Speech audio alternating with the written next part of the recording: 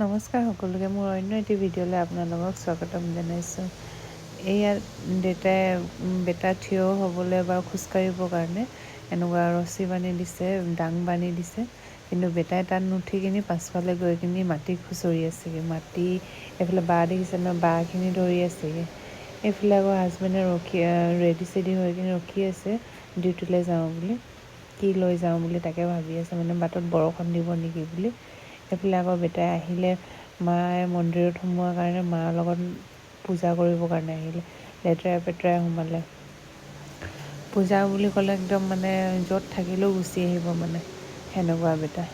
এইফালে দেখিছে নহয় কেনেকৈ পূজা কৰিছে মাৰ লগত। পিছত আকৌ নাহাই হৈ থাকিলে, মন্দিৰৰ পানী চানী পেলাই মেলি একেবাৰে কান্দি আছে মানে, যাবই লাগিব মানে হেৰিয়ত।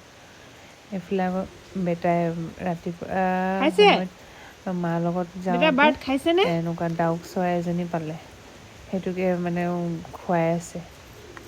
দেখিছে নহয়। খাইছে বাৰ্ড নাই খোৱা।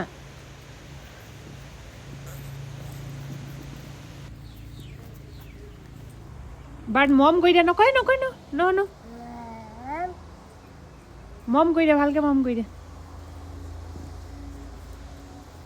মৰম কৰি দিয়া। বাৰ্ড মৰম কৰি দিয়া, তুমি নাযাবা সেইফালে, তিতা হৈ আছে, বৰষুণ দিছে। গধূলি সময়ত দাদাৰ লগত খেলি আছে বেটাই। অলপ মানে খোজকাঢ়িব পাৰিছে, সেইটোকে খুব ফূৰ্তি পাইছে মানে। হাঁহি মানে বাৰে বাৰে গৈ তাত থিয় হৈ চোফাৰখনত থিয় হৈ খোজকাঢ়ি আছে দাদাৰ লগত, তেনেকৈ খেলি আছে। আজিলৈ বাই বাই।